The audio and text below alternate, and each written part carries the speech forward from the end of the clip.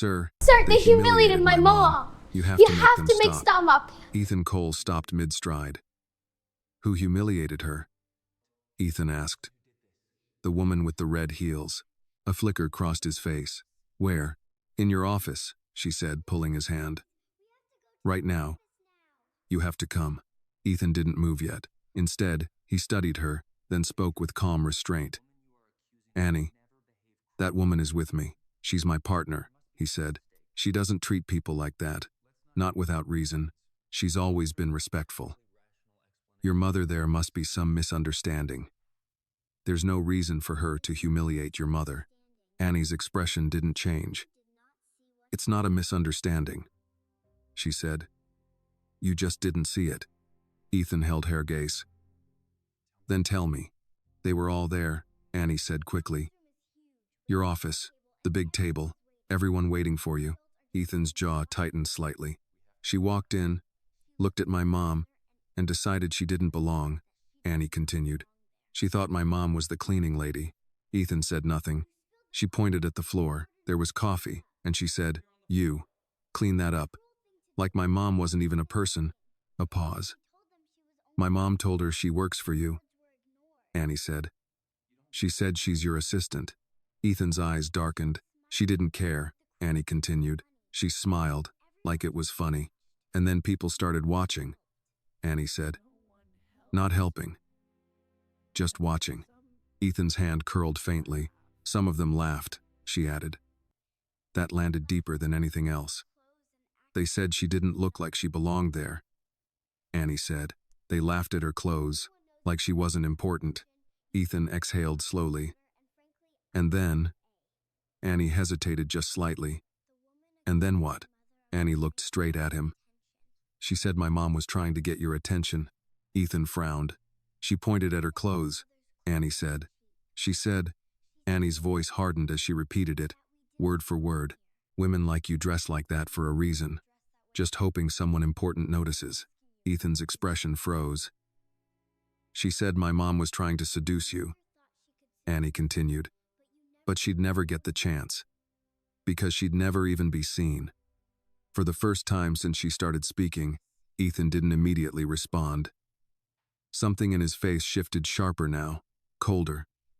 She said that? He asked quietly. Annie nodded. In front of everyone, she said. And they laughed. Then Annie pulled his hand again. If you don't believe me, she said, her voice steady. Come see. But don't go in yet. Ethan looked at her for a second longer. Then he nodded. Show me. They moved quickly down the corridor. This time, Ethan didn't slow her. The air grew heavier as they approached the conference room. Annie stopped just before the door. It was slightly open. Here, she whispered. Look first. Ethan stepped beside her, and what he saw Lisa Carter was on her knees. Her movements controlled, careful, wiping the same spot on the polished floor over and over, as if precision could erase humiliation. Rebecca stood over her, red heels, arms crossed, head tilted slightly, studying her like something beneath consideration. A little faster, Rebecca said lightly. We don't have all day. Around the table, executives sat in practiced stillness. A man leaned back, smirking. Well, at least she knows how to follow instructions. A few quiet laughs followed. Another voice. Didn't realize we hired based on presentation like that. More restrained laughter. Ethan's gaze hardened. Then Rebecca moved. She stepped closer to Lisa, circling slightly. Her heels clicking with deliberate rhythm. Her eyes dropped to Lisa's clothes.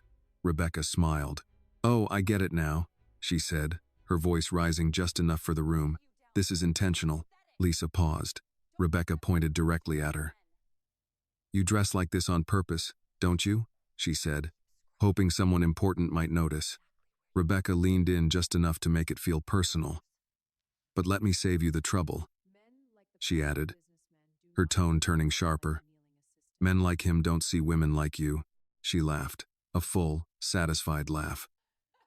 And even if you tried, Rebecca continued, straightening, you'd never get close enough to matter. Ethan didn't blink. Beside him, Annie's hand tightened again. "I told you," she whispered. Ethan didn't answer. Ethan pushed the door open. This time, he didn't pause outside. He stepped in with Annie still holding his hand. The shift in the room was immediate. Chairs straightened, backs stiffened. Conversations already fragile collapsed into silence. Rebecca turned, and in the span of a heartbeat, she transformed. The sharp edge in her posture softened. Her expression warmed. The satisfaction that had filled her face moments ago vanished as if it had never existed. "Ethan," she said, her voice light, almost relieved. "You're finally here." Her eyes flicked briefly to Annie, then away like the child didn't matter enough to register. Then she turned to Lisa. "Oh goodness," Rebecca said, her tone suddenly gentle, almost concerned. "You didn't have to do that yourself. I only meant for someone to take care of the spill." The room followed her lead.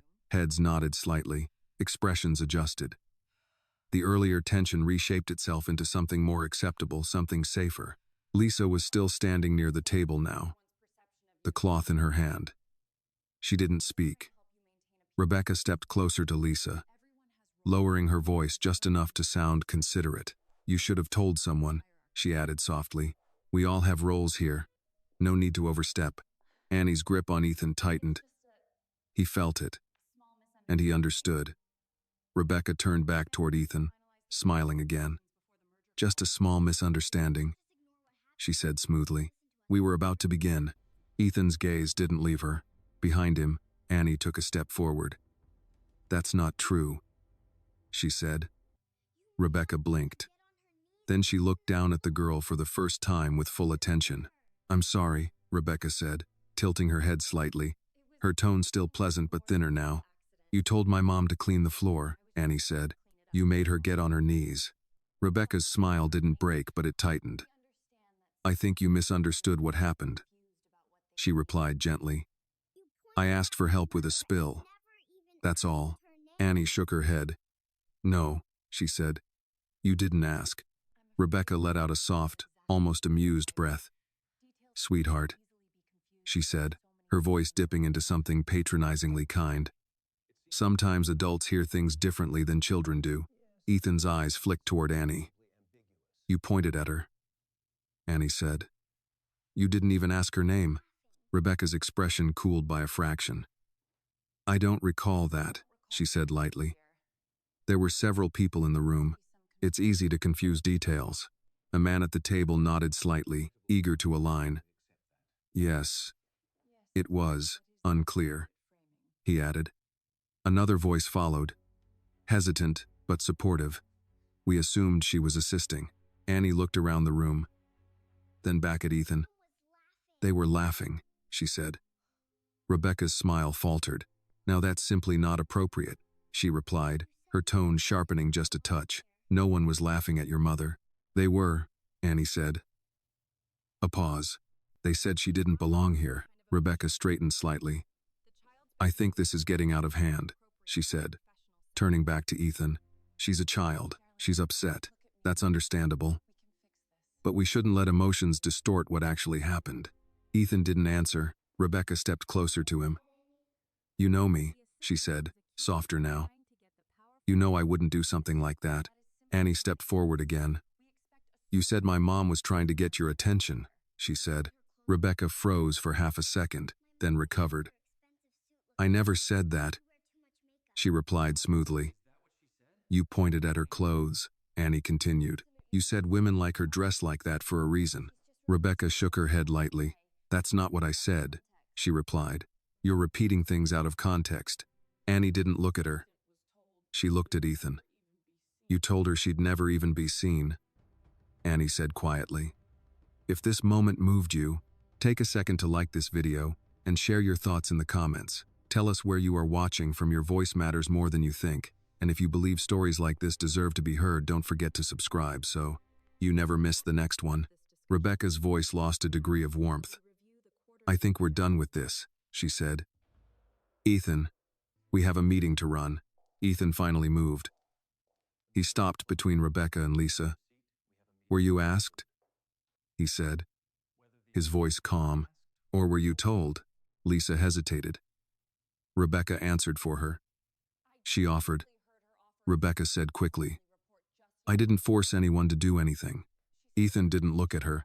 Lisa didn't answer immediately. The room waited. Not patiently, never that, but carefully, the way people wait when the wrong answer might cost them something they aren't willing to lose. Ethan didn't rush her. He stood still, his presence filling the space without raising his voice, without repeating the question. Were you asked? Or were you told? Lisa's fingers tightened slightly against the edge of the table. For years, her instinct had always been the same: smooth things over, reduce friction, make herself smaller so the moment could pass without damage. But something was different now. Maybe it was Annie standing there. Maybe it was the silence. Or maybe it was the fact that, for once, someone had asked the question and meant it. I was told, she said quietly. The words didn't echo. They didn't need to. They landed exactly where they were supposed to. Rebecca let out a short breath, almost a laugh. That's not fair, she said quickly. You're putting her on the spot. Ethan turned his head slightly. Am I? He asked. Rebecca's tone sharpened. She's uncomfortable. Of course she's going to say whatever makes this easier. Lisa looked down. That was the moment Rebecca tried to take control back. This has gone far enough, she continued. We're wasting time over a misunderstanding. Ethan's gaze returned to her fully now. There's no misunderstanding, he said. Simple. Final. Rebecca held his stare. For the first time since he had walked in, she didn't immediately respond. Ethan stepped forward, not aggressively, but with intention. You walked into this room, he said, and decided who mattered and who didn't. Rebecca's jaw tightened. I made a judgment call, she replied. That's what people in positions like mine do. Ethan nodded once.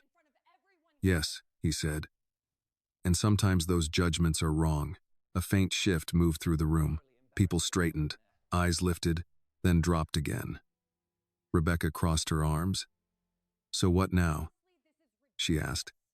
You're going to make a statement? Embarrass me in front of everyone? Ethan didn't blink. You did that yourself. That landed, harder than anything before it. Rebecca's composure cracked just slightly. This is ridiculous, she said. You're choosing a scene over loyalty. Ethan's expression didn't change. No, he said. I'm choosing integrity over convenience. Silence. Behind him, Annie hadn't moved. She watched everything. Not like a child. Like someone measuring the outcome. Ethan turned slightly, just enough to glance at her. Then back to the room. To everyone here, he said, his voice still calm. This is what happens when silence becomes policy. No one interrupted, no one dared. You saw what was happening, he continued, and you chose not to act. A man at the table shifted uncomfortably. We didn't want to interfere, he said. Ethan looked at him. That's the problem. The man fell silent. Ethan's gaze moved across the room again. Power doesn't just exist in decisions, he said. It exists in what you allow. Rebecca scoffed. Oh, please, she said. Now it's a moral lecture? Ethan didn't react. He turned to Lisa. You're not cleaning anything else in this building, he said. Lisa blinked. Not because she didn't understand, but because she wasn't used to hearing something like that said about her, Ethan continued. And no one, he added, glancing back at the room, will ask you to again. Rebecca stepped forward. This is unbelievable, she said. You're undermining me over what? A spilled drink? Ethan met her eyes. No, he said. Over what you revealed when you thought no one important was watching. That stopped her. Completely. For a second, there was nothing in her expression. No control. No strategy. Just exposure. Then, she recovered. You're overthinking this, she said, quieter now, more controlled. You're letting a moment distort everything. Ethan shook his head. No, he replied. This moment clarified everything. The room held still. Rebecca searched his face, looking for hesitation, for doubt, for something she could use. She didn't find it. "You're serious," she said. It wasn't a question. Ethan didn't answer. He didn't need to. Rebecca let out a slow breath. Then she straightened. "Fine," she said. "If that's how you want to handle this." Her tone shifted again, colder now, more distant. "But don't expect this to come without consequences." Ethan held her gaze. "I already considered that." Another pause. Then Rebecca looked around the room, at the people who had just minutes ago been on her side quietly, comfortably. None of them met her eyes now. That told her everything. She picked up her bag. "Enjoy your meeting," she said, and walked out. Her heels echoed down the hallway. Louder this time. Sharper. Until they disappeared. No one moved. For several seconds. Then, Ethan turned back to the room. "Meeting's over," he said. No explanation, no discussion. Chairs shifted. People stood. Quietly, quickly. One by one, they filed out. No one spoke to Lisa. No one looked at Annie. And no one looked Ethan in the eye. Until the room was empty. Except for 3 people. Ethan, Lisa, and Annie. The silence now felt different. Not heavy. Not tense. Just real. Lisa finally looked up. "I'm sorry," she said instinctively. Ethan shook his head. "No," he said. "You're not." The words stopped her. Annie stepped closer to her mother. And this time, no one asked her to step back. The door closed behind the last person with a soft, deliberate click. For a moment, no one spoke. The room so recently filled with judgment, laughter, and silence now held something entirely different. Not peace, not yet. Just truth. Ethan stood where he was, looking at the table, the polished floor, the faint trace of what had just happened, still lingering in the air like something unfinished. Lisa remained seated. Her hands rested in her lap now, but they weren't still. Not completely. Years of control didn't disappear in a single moment. Annie stood beside her, close enough that their shoulders almost touched. Ethan turned. "Look at me," he said. Lisa hesitated. Then she did. There was no fear in her eyes, but there was habit. "I should have handled that better," she said quietly. "I shouldn't have." "No," Ethan interrupted, not sharply, but firmly enough that the sentence couldn't continue. "You handled it exactly the way someone survives in a place like this," he said. Lisa blinked.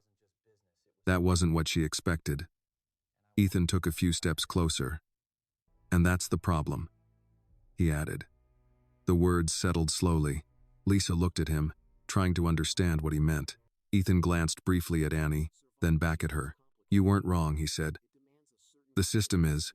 Silence followed. Not uncomfortable, but heavy, with something that hadn't been said in that room for a long time. Lisa exhaled quietly. "You don't understand," she said. "It's not that simple." Ethan didn't argue. "I know it's not simple," he replied. "That's why it keeps happening." That stopped her. For years, Lisa had learned to navigate spaces like this by minimizing friction. Say less.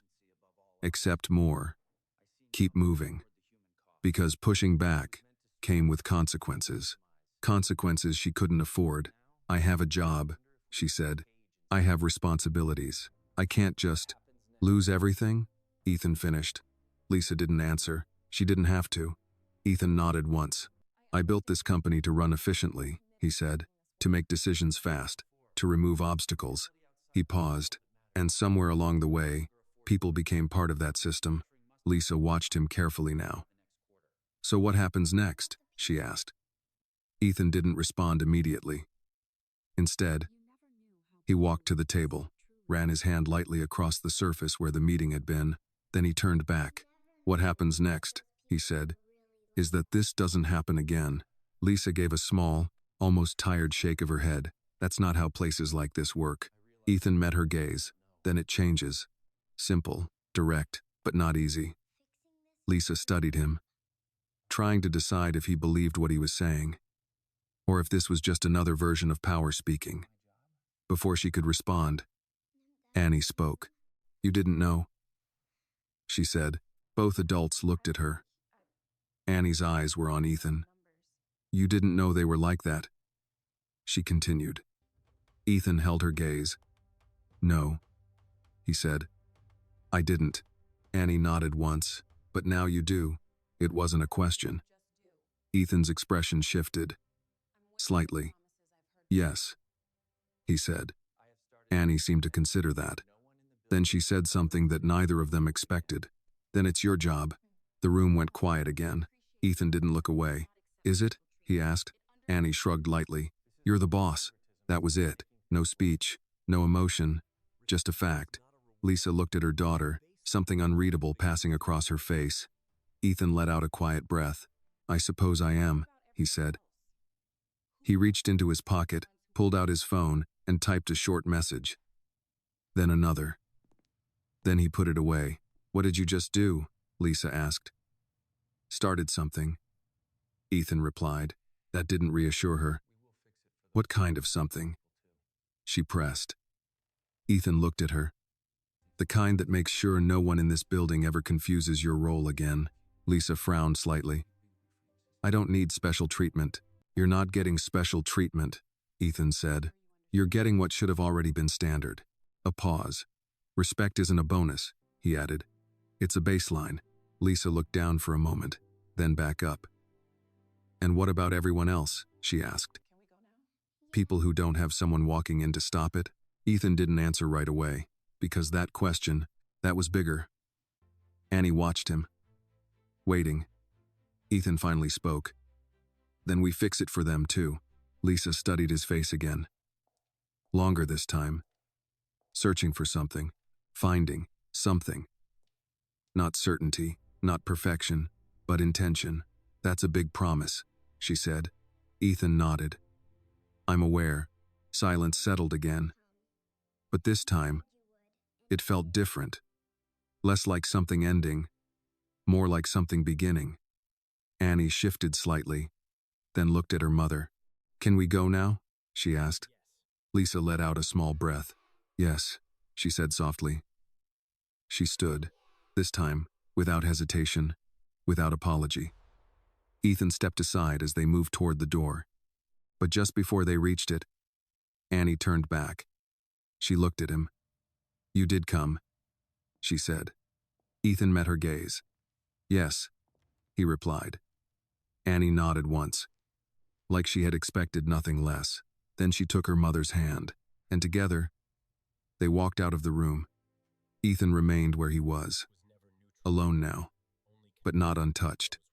He looked around the conference room one last time, at the chairs, the table, the space where silence had once meant safety, and he understood something clearly. Silence wasn't neutral. It never had been. He adjusted his jacket slightly, then turned and walked out, not to escape what had happened, but to make sure it didn't happen again. The hallway felt longer on the way out. Lisa walked beside Annie, her steps steady, but slower than usual, as if her body hadn't quite caught up with what had just happened. People noticed them now, not openly, not directly, but in the subtle ways that mattered. Conversations paused for half a second too long.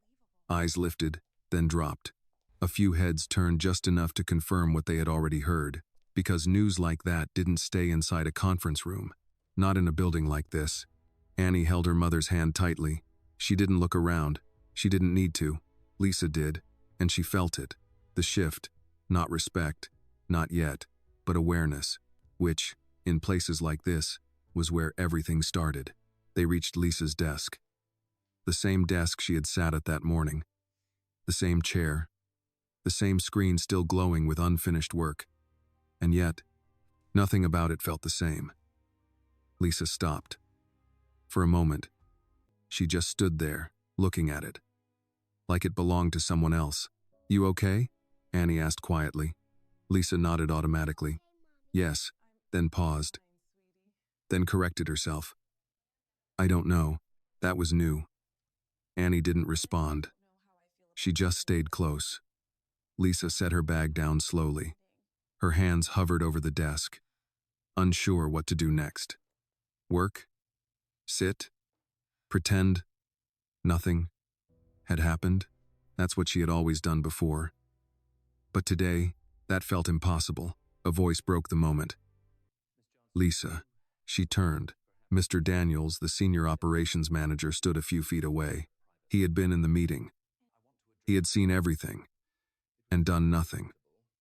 Now, his posture was careful, measured. I just wanted to say, he began, then stopped. Lisa waited. So did Annie. Daniels cleared his throat. That situation earlier, it was unfortunate. Unfortunate. The word hung in the air like something too small for what it was trying to contain. Lisa looked at him. Really looked. And for the first time, she didn't rush to make it easier for him. Yes, she said simply. It was. Daniels shifted. I'm sure it'll all be handled appropriately, he added quickly. Mr. Cole is very decisive. Lisa nodded once. I've noticed. Daniels gave a tight smile. Then, as if realizing he had nothing else to offer, he stepped back. Let me know if you need anything, he said. He didn't wait for an answer. He walked away. Annie watched him go. He was there, she said. Lisa exhaled slowly. Yes. He didn't help. No. Annie frowned slightly. Why? Lisa looked down at her. For years, she had answers ready for questions like that. Careful ones, safe ones. But today, she chose something else. Because sometimes people are more afraid of being wrong, she said, than they are of letting something wrong happen. Annie thought about that, then nodded, like it made sense in a way she couldn't fully explain. A notification sound broke the quiet. Lisa glanced at her screen. An internal message. From Ethan. Short, direct. Come to my office. Now. Lisa stared at it for a second longer than necessary. Then she straightened. I need to go upstairs, she said. Annie looked up. To him? Lisa nodded. Are you in trouble? Annie asked. Lisa almost smiled. I don't think so, but she wasn't sure. And that mattered. They walked to the elevators together. This time, the ride felt different. Not because the building had changed, but because she had. The doors opened onto the executive floor. Quieter, colder, more controlled. Lisa had spent years avoiding unnecessary time here. Now she walked into it directly. Annie stayed close. They reached Ethan's office. The door was already open. He stood near the window, looking out over the city, hands in his pockets. Still, composed. He turned when they entered. Close the door, he said. Lisa did. The click echoed softly. Ethan gestured toward the chairs in front of his desk. Sit. Lisa hesitated for a fraction of a second. Then she sat. Annie remained standing beside her. Ethan noticed, but said nothing. For a moment, he just looked at them, not evaluating, not measuring, just looking. Then he spoke. What happened in that room, he said, wasn't an isolated incident. Lisa's hands tightened slightly. Ethan continued. It was a pattern, he said. One that's been allowed to exist. Lisa didn't disagree. She couldn't. I need to know something, Ethan added. She met his gaze. Have there been other times? The question was simple, but it carried weight. Lisa hesitated, not because she didn't have an answer, but because she had too many. Yes, she said quietly. Ethan nodded once. Why didn't I hear about it? Lisa almost laughed. Not because it was funny, because it wasn't. Because people like me don't report things like that, she said. Why not? Lisa held his gaze. Because we know how those stories end. Silence. Ethan didn't interrupt, didn't argue. Best case, Lisa continued. Nothing changes. A pause. Worst case. We lose everything. Annie looked between them, listening. Ethan exhaled slowly. That changes today, he said. Lisa shook her head slightly. You can't fix everything. Ethan didn't disagree. No, he said. But I can fix what happens under my name. That landed. Lisa studied him. trying to understand what that actually meant. Ethan stepped forward. "There's going to be a review," he said. "Policies, conduct, accountability." Lisa didn't look convinced. "People will say the right things," she said. "They always do." Ethan nodded. "Then we'll make sure they do the right things too." Annie spoke then. "Are you going to fire her?" The question hung in the room. Ethan looked at her. Direct. Honest. "Yes," he said. Lisa inhaled slightly. Not in shock, but in recognition of what that would mean. "Consequences, real ones," Ethan continued. "And anyone else who thinks what happened today was acceptable," he added. Silence followed, but it wasn't empty. It was full of something new. Annie nodded once. "Good," she said. Simple, certain.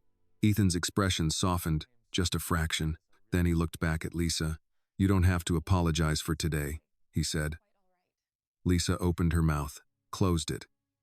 And for the first time, in a long time, she didn't. The office felt quieter after the decision was spoken out loud. Not empty, just settled. Ethan stood near his desk, his posture unchanged. But something in the room had shifted. Words, once said, had a way of rearranging everything around them. Lisa sat still, absorbing it. Not the promise, the certainty. Annie, beside her, seemed to accept it more easily. Children often did. They didn't complicate truth the way adults learned to. "Good," she had said. And somehow, that had carried more weight than anything else. Ethan walked back to his desk and pressed a button on the intercom. "Get legal and HR in conference room B," he said. 15 minutes. A brief pause. "Also security." Another pause. "Yes," Ethan added. Now, he released the button. Lisa watched him carefully. "This is moving fast," she said. Ethan looked at her. It should have moved sooner. There was no argument in his tone, just acknowledgement. Lisa exhaled slowly. "And Rebecca?" she asked. Ethan didn't hesitate. "She won't be returning." Simple, final. Lisa nodded once, though her expression remained guarded. "People are going to talk," she said. "They already are," Ethan replied.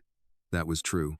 Downstairs, across floors, through hallways and whispered conversations, the story was spreading.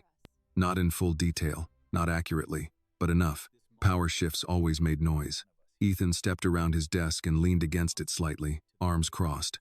"This isn't just about her," he said. "It's about everything that allowed her to think she could do that." Lisa held his gaze. "And you think one decision fixes that?" "No," Ethan said, "but it starts something." Annie looked between them. "What if people don't change?" she asked. Ethan glanced at her. "Then they don't stay." No hesitation, no softening. That answer sat differently in the room. Lisa noticed it. "That's going to cost you," she said. Ethan gave a small, almost imperceptible nod. "I'm aware." Silence followed. Not uncertain, just real. Then, a knock at the door. Ethan straightened. "Come in." The door opened, and 3 people entered. A woman in her 50s sharp suit. Composed expression. HR. A man with a tablet legal. And behind them, a security officer.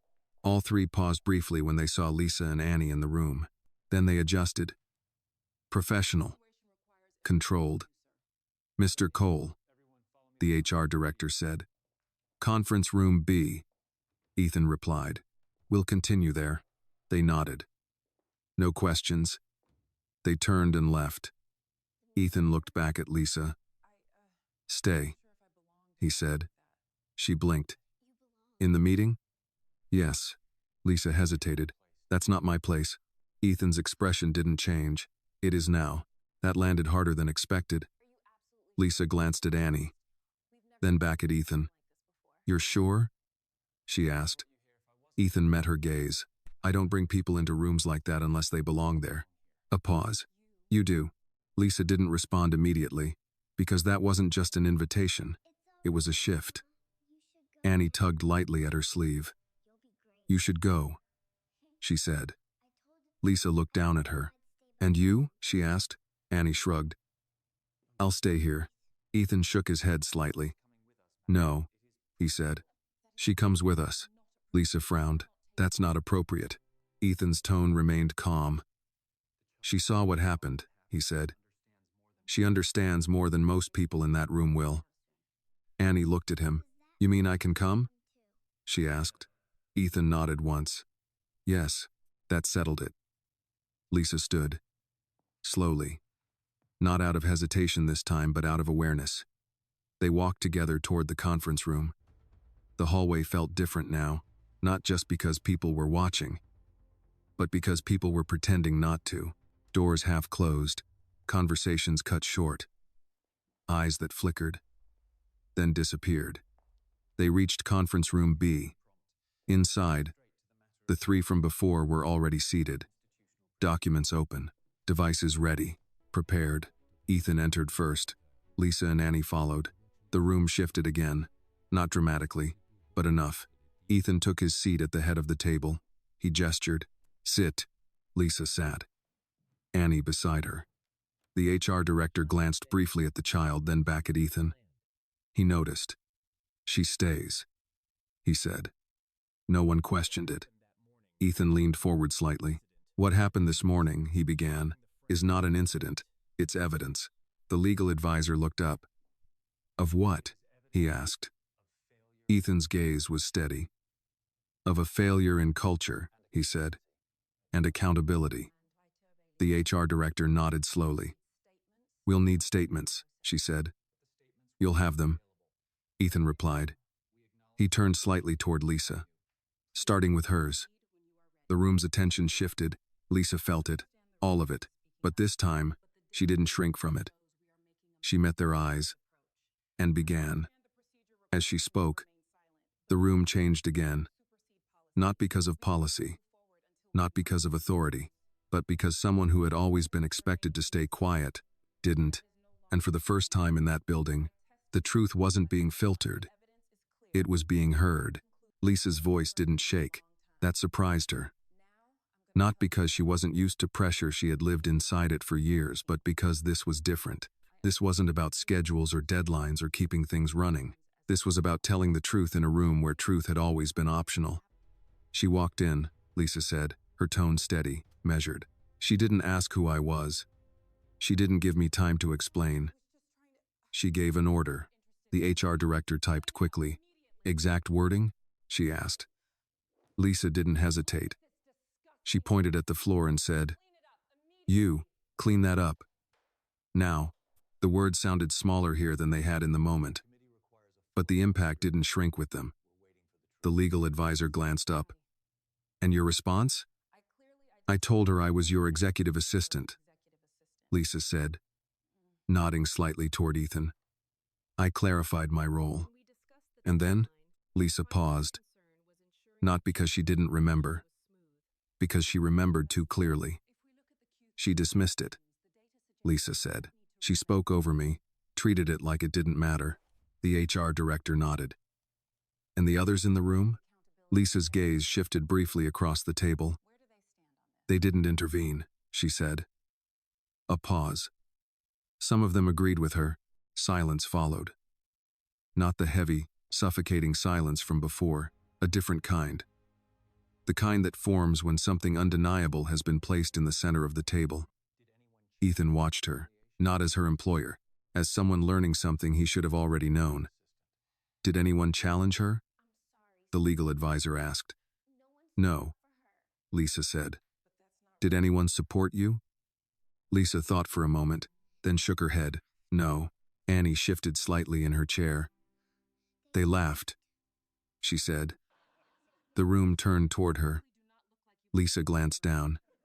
Annie, it's okay, Ethan said quietly. Annie looked at the people across the table. They laughed at her clothes, she continued. They said she didn't look like she belonged there. The HR director stopped typing for a second, then resumed. Did you hear that directly? She asked. Annie nodded. Yes. The legal advisor leaned back slightly. Children can misinterpret tone. She didn't, Ethan said. The interruption was calm, but final. The advisor stopped. Ethan's gaze didn't leave him. Continue, he said to Annie. Annie did. She told my mom she was trying to get your attention, she said. She said, women like her dress like that for a reason. The room stilled. Even the typing stopped. Lisa closed her eyes briefly. Not in shame, in recognition. Because hearing it out loud changed something. The HR director looked at Ethan. Do we have any recording of the meeting? She asked. Ethan shook his head. No. A pause. Then this becomes a credibility issue, the legal advisor said. Ethan leaned forward slightly. No, he said. It doesn't. The advisor frowned. With respect, without documentation. We have a pattern, Ethan interrupted. We have multiple witnesses, and we have a clear breakdown in conduct. The HR director nodded slowly. That's enough to act, she said. The legal advisor didn't look convinced. It's enough to initiate action, he clarified, not necessarily to justify termination without risk. Ethan's expression didn't change. What kind of risk? He asked. Reputational, the advisor replied. Financial. Legal pushback. Ethan considered that. For exactly 1 second. Not acting carries its own risk, he said. No one disagreed. Because they couldn't. Ethan turned slightly toward Lisa. You're not the only one, he said. Lisa frowned. What do you mean? Ethan glanced at the HR director. She understood immediately. There have been informal complaints, she said carefully. Nothing escalated to this level, but similar concerns. Lisa's expression shifted. Why wasn't anything done? The HR director held her gaze. Because they weren't reported formally. Lisa almost smiled. Not because it was funny. Because it was predictable. Ethan saw it. That changes, he said. The HR director nodded. We'll open a formal investigation, she said, effective immediately. The legal advisor added, and we'll need full cooperation. Ethan didn't look at him. You'll have it. Annie leaned slightly toward her mother. What does that mean? She whispered.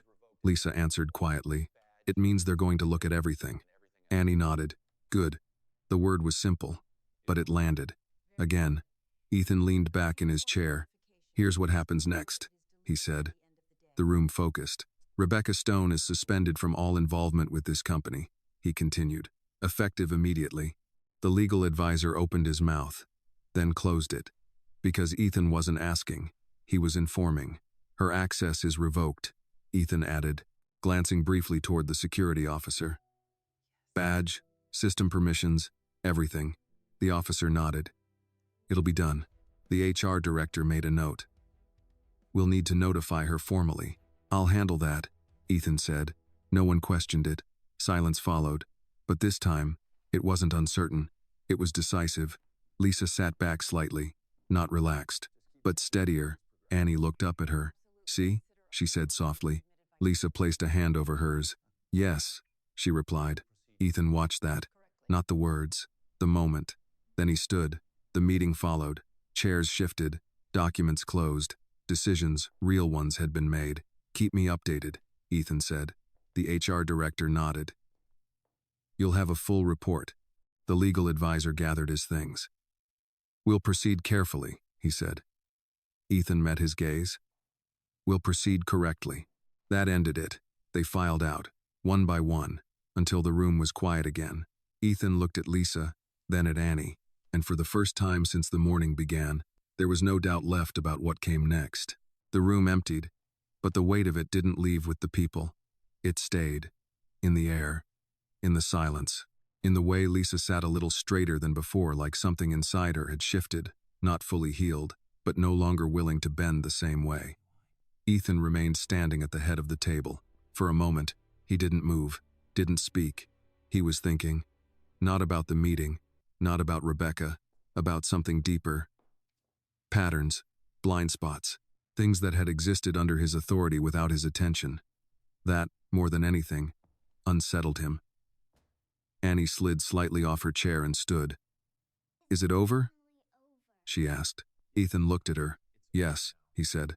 She nodded once, like she expected that answer. Lisa stood more slowly.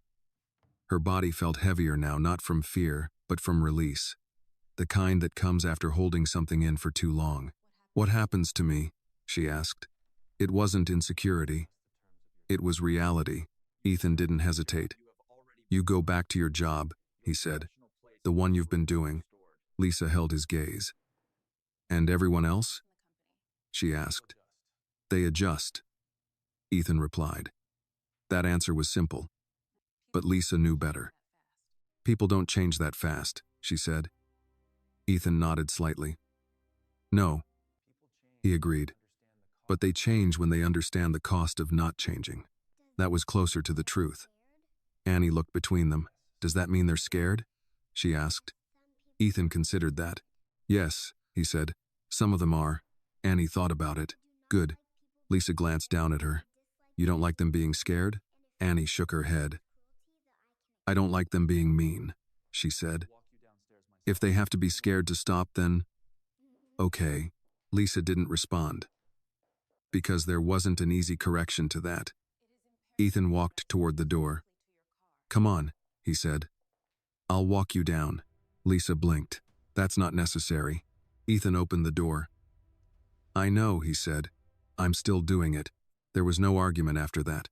They stepped into the hallway together, and immediately, the difference was visible. People noticed.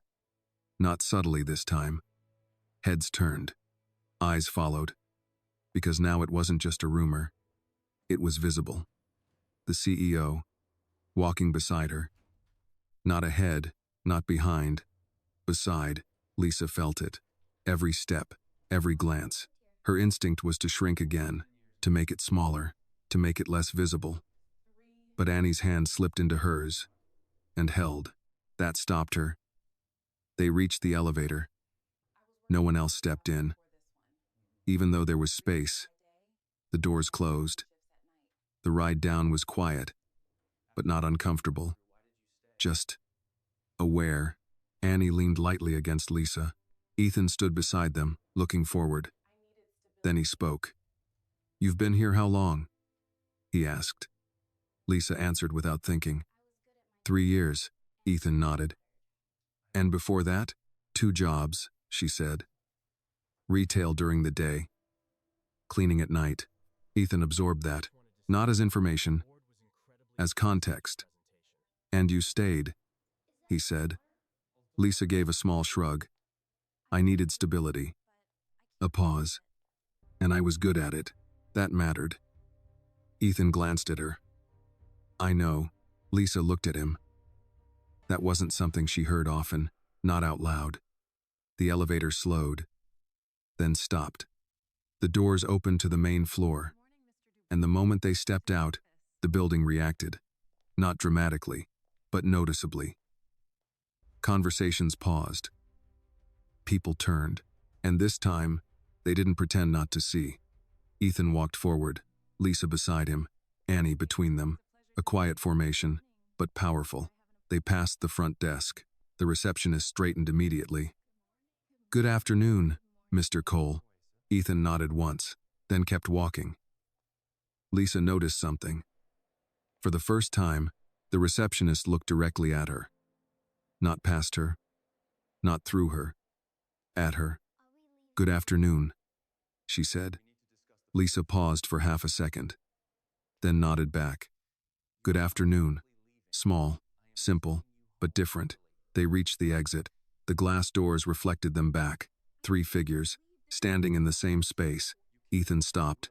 Lisa did too. Annie looked up. "Are we leaving?" she asked. Lisa hesitated. She had work, responsibilities, things waiting. Ethan answered.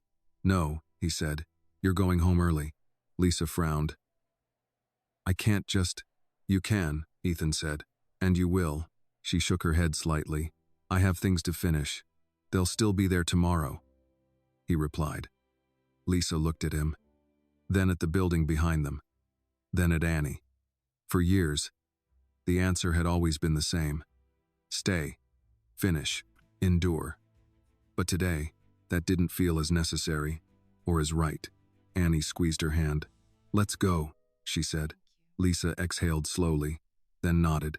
Okay. Ethan stepped back slightly, giving them space. Lisa started toward the door, then paused. She turned back. Thank you, she said. Ethan shook his head. No, he replied. You showed me what I should have seen. That mattered more. Lisa held his gaze for a second longer. Then she left. Annie beside her. The door closed behind them. Ethan remained where he was, looking at the reflection in the glass. At the building, at himself, and for the first time in a long time, he wasn't thinking about control, or power, or outcomes. He was thinking about responsibility, and how much of it he had ignored. He turned, and walked back inside, because the day wasn't over, not even close. It had just started. The doors closed behind Lisa and Annie, and the city swallowed them. Inside, the building adjusted. Not all at once, but in pieces. Ethan walked back through the lobby, his pace unchanged, but the atmosphere around him no longer felt the same. People moved out of his way as they always did, but now there was something else layered beneath it. Awareness, speculation, and something closer to caution. He didn't acknowledge it, didn't slow, didn't stop. He stepped into the elevator alone. The doors shut quietly. For a moment, there was nothing but the low hum of movement as the car began to rise. Ethan stood still, hands in his pockets, eyes fixed ahead. Then, almost without realizing it, his reflection caught his attention. The glass gave him back exactly what the world saw: composed, controlled, untouchable. He held that image for a second, then looked away, because for the first time, in a long time, he wasn't sure it was accurate. The elevator opened. The executive floor greeted him with the same silence it always had. But now, it felt exposed. Ethan stepped out. Immediately, his assistant approached him. "Mr. Cole," she said, her tone steady but tight. "Miss Stone is here." Ethan didn't stop walking. "Where?" "In your office." That made him pause. Not visibly, but enough. "I revoked her access," he said. The assistant nodded. She insisted. Security didn't escalate. Ethan's jaw shifted slightly. "Of course," she insisted. "Of course they didn't escalate. Patterns, again. I'll handle it," he said. The assistant stepped back. Ethan continued down the hallway. This time, the doors weren't just doors. They were witnesses. He reached his office. The door was closed. He opened it. Rebecca stood by the window. She didn't turn immediately. Like she knew he was there. Like she had decided to control even this moment. "You move fast," she said. Her voice was calm. Too calm. Ethan closed the door behind him. "That's the job." Rebecca turned then. Her expression was composed, perfectly arranged, but not warm. "Not anymore. You embarrassed me," she said. No greeting, no pretense, just that. Ethan didn't respond. Rebecca stepped closer. "I had people calling me before I even got to the elevator," she continued. "Do you have any idea what that looks like?" Ethan met Hergaze. Yes. That was it. No apology, no explanation. Rebecca's eyes narrowed slightly. "You made a decision without talking to me first," she said. "I saw enough." Her jaw tightened. "You saw a moment," she corrected. Not context. Ethan didn't move. "I saw who you chose to be. When you thought it didn't matter." That landed. Rebecca looked away briefly, then back. "You're letting a child dictate your judgment," she said. Ethan's voice stayed level. "No," he replied. She revealed it. Rebecca let out a short breath. "Do you hear yourself?" she asked. "You're risking everything over optics." Ethan shook his head. "This isn't optics." "Then what is it?" she pressed. A pause. "Accountability." Rebecca laughed, but there was no humor in it. "You don't build what you've built by worrying about everyone's feelings," she said. Ethan nodded slightly. That's exactly the problem. Silence. Rebecca studied him.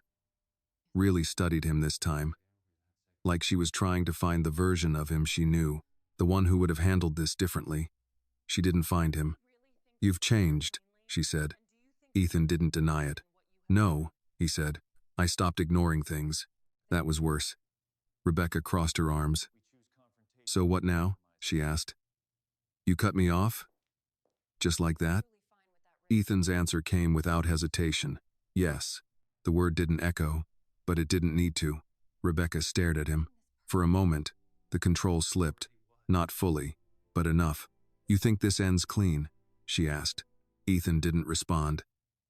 "You think people won't question this?" she continued. "You think the board won't care?" Ethan stepped closer. "They will," he said. Rebecca's expression sharpened. "And you're fine with that?" "Yes." Another pause. This one longer. Rebecca shook her head slowly. "You're making this personal," she said. Ethan's gaze didn't waver. It already was. That stopped her, because she hadn't expected that answer.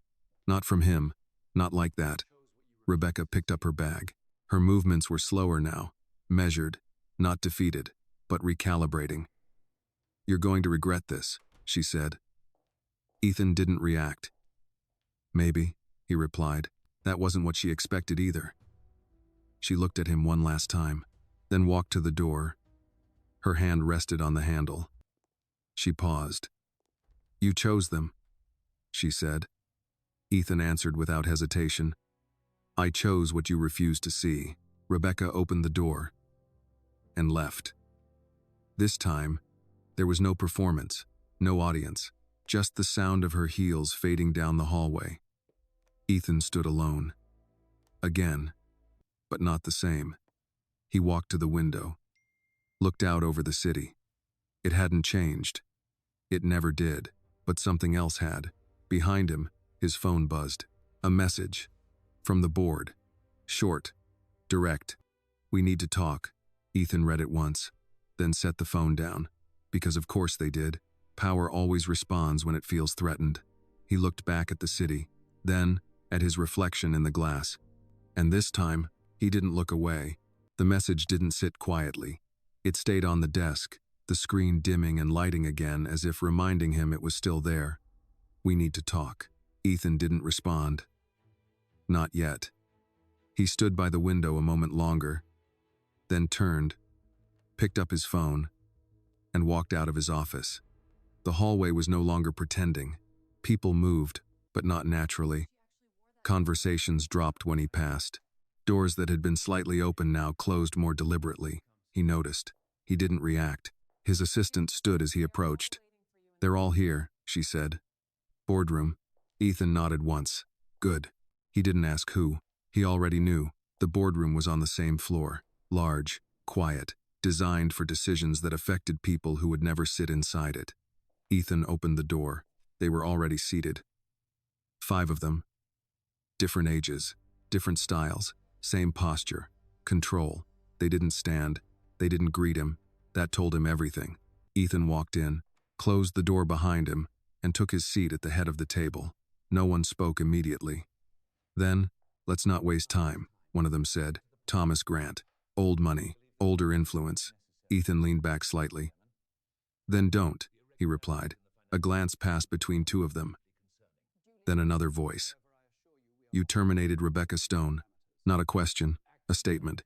Ethan nodded. "Yes." Another pause. Measured. "Careful. You did that without consulting the board." Ethan's expression didn't change. "I did." Thomas leaned forward slightly. "That's not how this works." Ethan met his gaze. "It is when it happens under my authority." The temperature in the room shifted. Subtle, but real. A woman across the table spoke next. "Let's be clear," she said.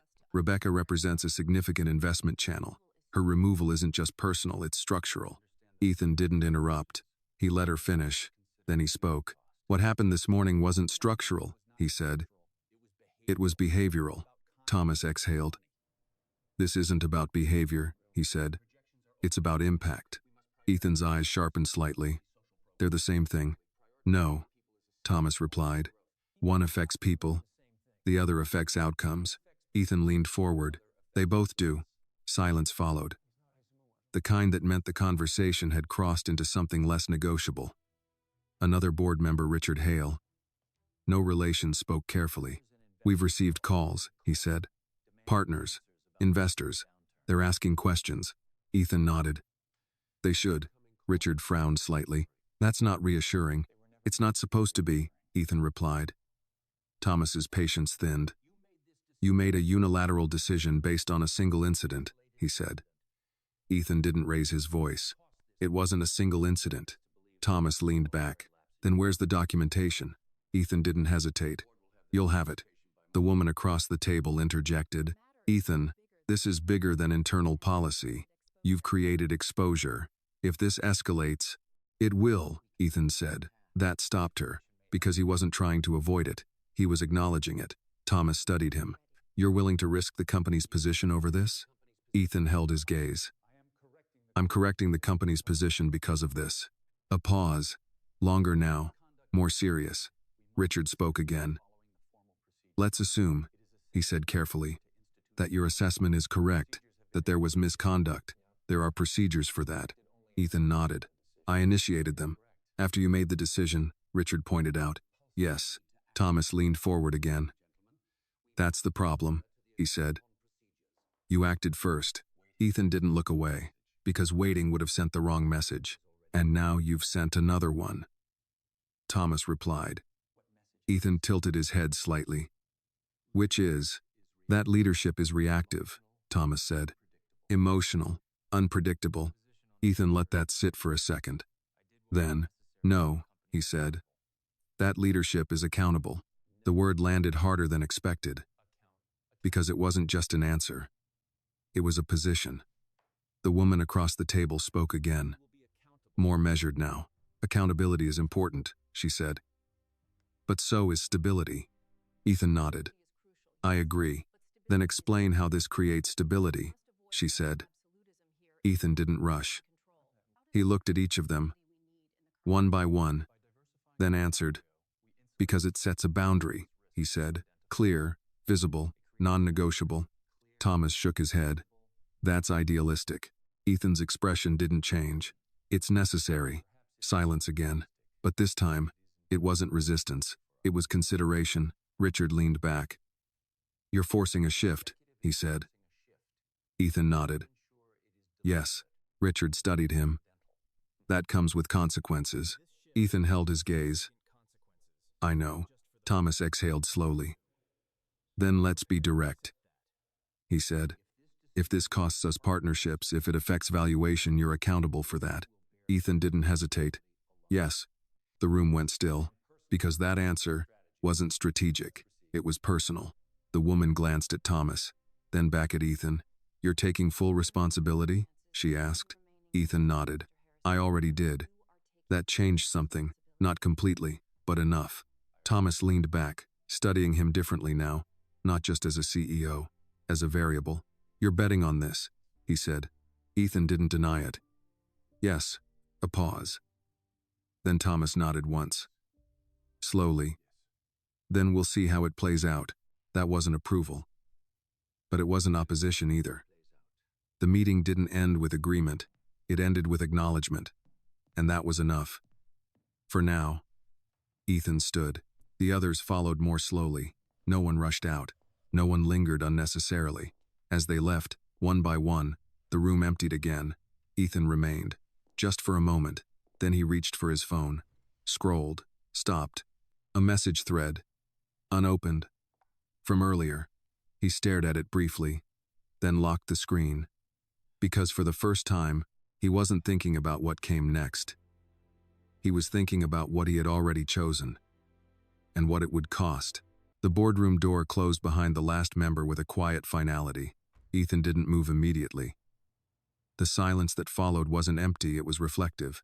The kind of silence that comes after a decision has already been made and can't be taken back. He walked slowly back to his office. Not rushed, not delayed, just deliberate.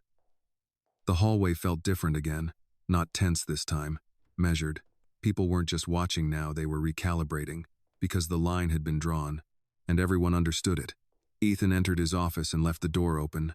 That, by itself, was unusual. He rarely left doors open, not in this building, not in this role. But today, closed doors felt like part of the problem. He walked to his desk, sat down, and for the first time all day, paused. Not to think. To feel. It didn't last long. His phone buzzed again. This time, not the board. A different name, Lisa Carter. He looked at the message. Short, simple. I wanted to let you know we got home safe. Ethan stared at it for a second longer than necessary, then typed back. Good. Take tomorrow off. He paused, then added, that's not optional. He set the phone down. Something about that exchange felt grounding. Real. Not strategic. Not calculated. Just human. A knock at the open door pulled him back. He looked up. It was Daniels, the same man from earlier, the same man who had said nothing when it mattered. Now he stood at the doorway, unsure if he should step in. Mr. Cole, Daniels said. Ethan didn't invite him in. He didn't need to. Daniels stepped inside anyway. Carefully. I wanted to follow up on earlier, he began. Ethan leaned back slightly. Go ahead, Daniels swallowed. There's concern, he said. Across teams. People are uncertain. Ethan didn't react. They should be, he said. Daniels blinked. That's not usually how we handle internal situations, he replied. Ethan's gaze sharpened. How do we usually handle them? Daniels hesitated, then answered honestly. Quietly. That was the word, the one that explained everything. Ethan nodded once. That's the problem. Daniels shifted his weight. With respect, sir. That approach has worked. Ethan didn't raise his voice. For who? That stopped him. Daniels opened his mouth, then closed it. Ethan leaned forward slightly. Worked for efficiency? He asked. Or worked for accountability? Daniels didn't answer. Because he couldn't, Ethan continued. What happened this morning didn't start today, he said. It didn't end because I walked into a room. Daniels listened, more carefully now. It existed, Ethan said, because people believed no one would challenge it. A pause, and they were right. That landed. Daniels looked down briefly, then back up. What do you want me to do? He asked. That question, that was different. Not defensive, not avoiding, direct. Ethan considered it, then answered. I want you to decide what kind of environment you're willing to be part of, he said. Daniels frowned slightly. That's not a directive. No, Ethan agreed. It's a choice. Silence. Daniels processed that, slowly. Then, and if people choose wrong, he asked. Ethan's answer was immediate. Then they won't be here.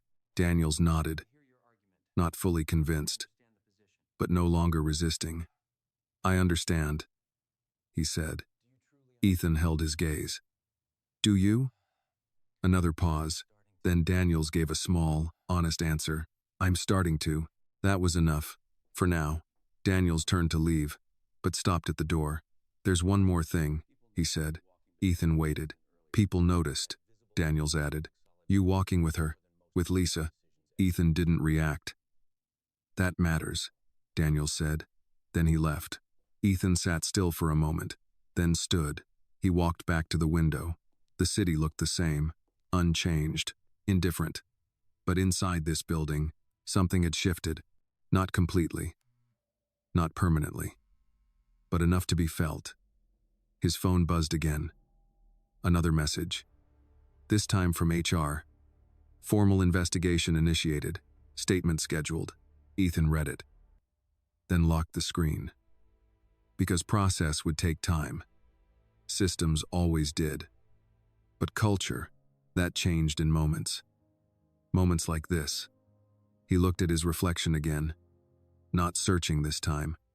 Recognizing. Then he spoke. Quietly. More to himself than anyone else. Silence isn't neutral. The words stayed. Because now, he understood exactly what they cost. The building didn't sleep that night. It never really did. But this time, it stayed awake differently. Lights remained on longer than usual across multiple floors. Offices that typically emptied by early evening still held quiet conversations. Screens glowed. Emails moved faster. Words like review, conduct, and liability traveled through the system like a second pulse. Ethan remained in his office. He had taken off his jacket at some point, though he didn't remember when. It rested over the back of his chair, untouched. Like a version of himself he hadn't decided whether to put back on. A file lay open on his desk. Not financial. Not strategic. Personnel. Names. Positions. Notes. Patterns. He read them slowly, carefully. Not like data. Like evidence. A knock came soft. Controlled. "Come in." The HR director stepped inside. She carried a tablet and a thin folder. "We've started collecting statements," she said. Ethan gestured for her to continue. She placed the folder on his desk. "Initial findings are consistent," she added. Different wording. Same structure. Ethan didn't open the folder yet. "How many?" he asked. "7 so far," she said. "From different departments, different time frames. That was enough, more than enough." Ethan nodded once. "And before today?" he asked. The HR director hesitated. "Informal concerns," she said. Nothing escalated. Ethan looked at her. Why? She didn't avoid the answer. Because no one believed it would lead to anything. Silence. That matched what Lisa had said. That was the pattern. Ethan finally opened the folder. The statements weren't long. They didn't need to be.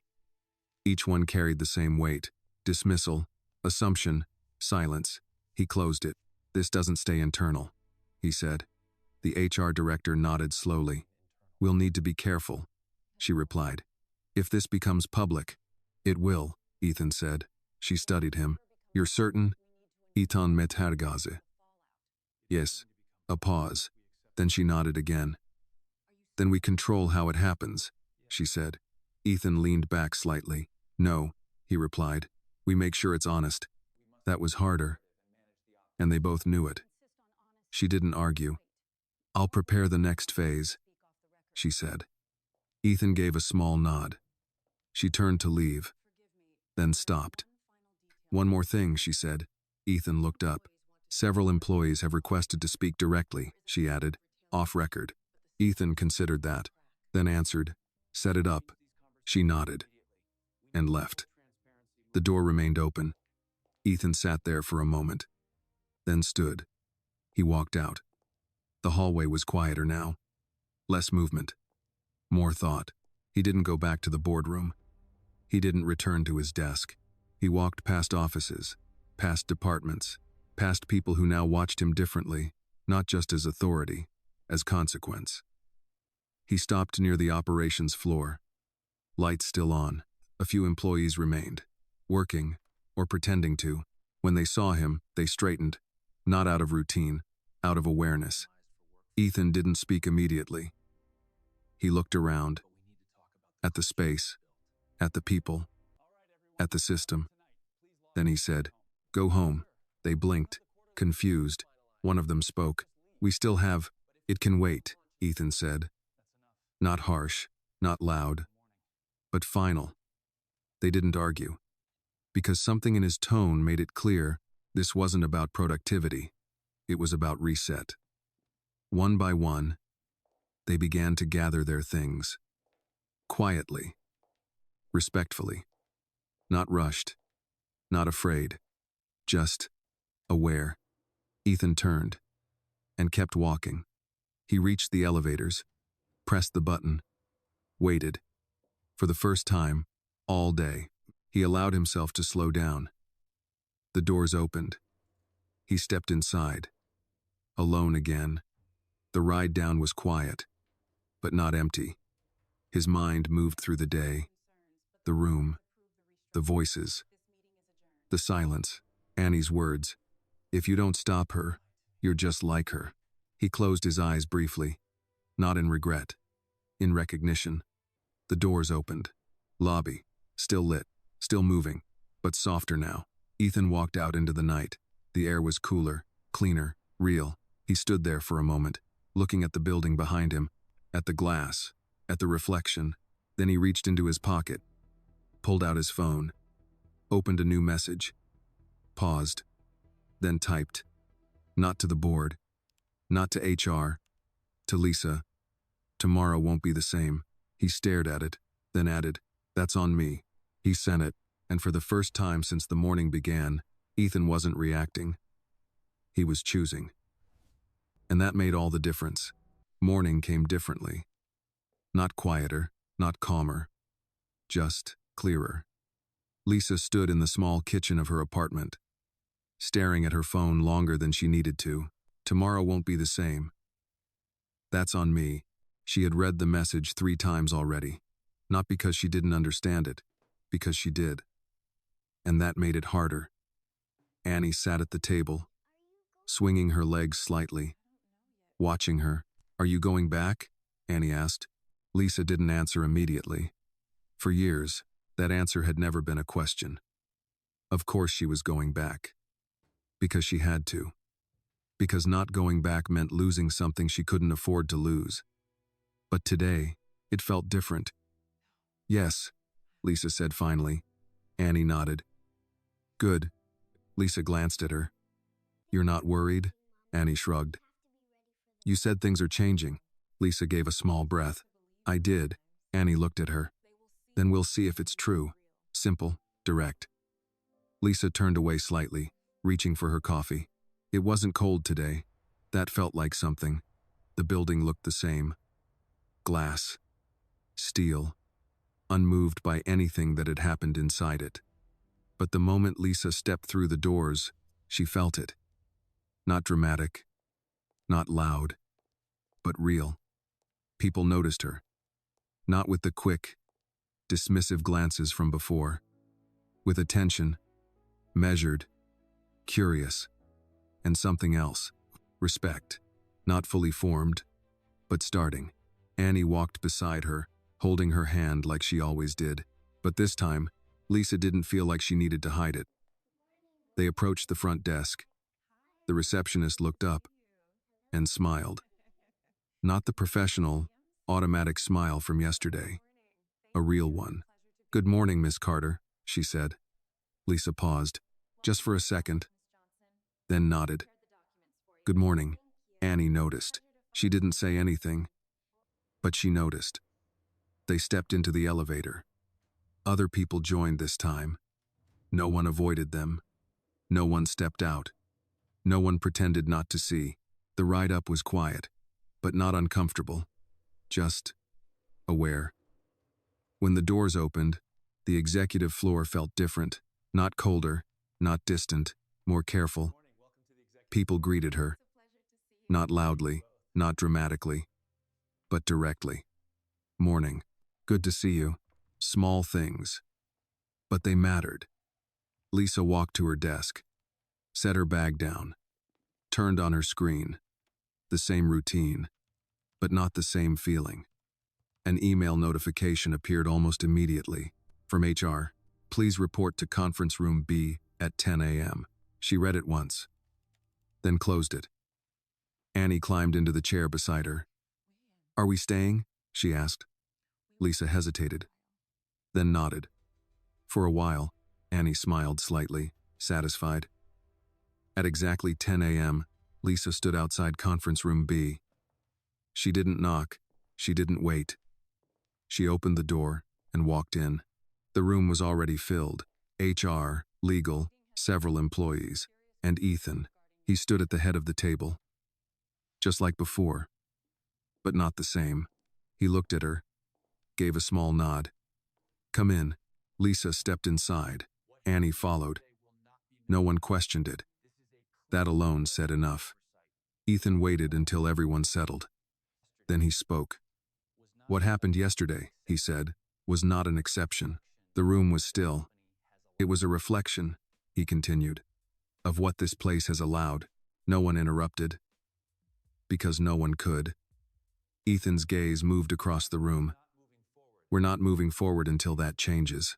Clear, direct, final. The HR director stepped in. "We've collected statements," she said. "There's a consistent pattern of behavior." She looked around. If anyone has something to add, this is the time. Silence. Then, a man near the back spoke. I saw it, he said. Lisa turned slightly. He had been in the room yesterday. He hadn't said anything then. But now, I should have said something, he added. No one reacted. But everyone heard it. A woman beside him spoke next. This wasn't the first time, she said. Just the first time it was, visible. More voices followed, not all at once. But enough. Enough to confirm what had already been understood. Ethan didn't interrupt, didn't guide. He let it happen. Because this was the change. Not policy, not enforcement, voice. When the room quieted again, Ethan spoke. Accountability doesn't start with punishment, he said. A pause. It starts with acknowledgement. He looked at Lisa, then at the others. Now we decide what kind of place this is going to be. No one spoke. Because that decision wasn't his alone. Not anymore. Annie leaned slightly toward her mother. They're listening now, she whispered. Lisa looked at her, then at the room, and for the first time, she believed it. The room didn't move immediately after Ethan finished speaking, not because people didn't understand, but because they did. And understanding, real understanding, had a way of slowing everything down. Lisa sat still, her hands resting lightly on the table. Around her, people who had once avoided eye contact were now looking directly at one another, as if trying to measure what came next. Not instructions, not orders, responsibility. Ethan didn't rush the silence. He let it settle, because for the first time, silence in that room wasn't hiding anything. It was holding something. Then he stepped forward. Here's what happens now, he said. The shift was immediate. Structure, clarity. People leaned in slightly, not physically, but mentally. We don't go back to normal, Ethan continued, because normal is what allowed this. A pause. We build something better. The HR director nodded, already prepared. Effective immediately, she said. We are implementing a zero-tolerance policy on workplace discrimination, harassment, and abuse of authority. That wasn't new language. But today, it meant something. There will be mandatory reviews across all departments, she added. Anonymous reporting channels, direct escalation paths. Lisa listened. She had heard versions of this before, but never like this. Never after something had actually changed. Ethan continued. And this isn't a document, he said. It's a standard. He looked around the room. If you see something like yesterday and say nothing, you're part of the problem. No one argued, because no one could. A man near the front nodded slowly. We understand, he said. This time, it didn't sound like compliance. It sounded like awareness. Ethan turned slightly. Good, he said, because this only works if it's real. Silence again, but lighter now. Not heavy, not defensive, something closer to forward. Annie shifted in her chair, then whispered to Lisa, They're different. Lisa glanced at her. Yes, she said quietly. They are. The meeting began to break naturally. Not abruptly, not dismissed, just complete. People stood, chairs moved, but something had changed in how they moved. Less guarded, more aware. A few approached Lisa, carefully, respectfully. I'm sorry, one woman said. Lisa looked at her. And for once, she didn't feel the need to make it easier. I know, she replied. And that was enough. Another man nodded at her. Not speaking, just acknowledging. That mattered too. Annie watched all of it, carefully, like she was checking if the world had actually shifted or if it was pretending again. Ethan remained near the head of the table, not commanding, not directing, just present. When the room had mostly cleared, Lisa stood, Annie beside her. They walked toward him. No hesitation now, no distance, just equal ground. Lisa stopped in front of him. For a moment, neither of them spoke. Then, it felt different, she said. Ethan nodded. It is. Lisa studied him. You're not just fixing what happened, she said. No, Ethan replied. I'm fixing what allowed it. That was the difference, and they both knew it. Annie stepped forward slightly. Does that mean it won't happen again? She asked. Ethan looked at her. He didn't rush the answer. No, he said honestly. It means when it does, it won't be ignored. Annie thought about that, then nodded. Okay, she said, because that was enough. Lisa placed a hand gently on Annie's shoulder. Ready to go? She asked. Annie nodded. They turned toward the door. Then Lisa paused. She looked back. Yesterday, she began, then stopped, not because she didn't have words, because she didn't need them. Ethan understood anyway. He gave a small nod. Lisa returned it. Then she walked out, Annie beside her. Together, not smaller, not quieter, just two whole. Ethan remained where he was, the room now empty, but not the same. He looked at the table, the chairs, the space where something had shifted, not because of policy, not because of power, but because someone had refused to accept what everyone else had learned to ignore. He walked to the window. The city stretched out in front of him. Unchanged. Still loud. Still indifferent. Still moving. But inside, something had been corrected. Not perfectly, not permanently, but enough to matter. He reached into his pocket, pulled out his phone, opened a blank message, then stopped. Closed it. Because not everything needed to be said again. Some things just needed to be lived. He slipped the phone back into his pocket, and for the first time in a long time, Ethan Cole wasn't just running a company, he was choosing what it stood for, and that choice would last longer than anything he had built before. This story reminds us that silence is never neutral. When we choose not to speak up against injustice, we become part of it.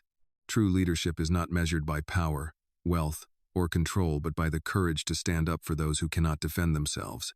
Sometimes, it takes the honesty of a child to expose what adults have learned to ignore.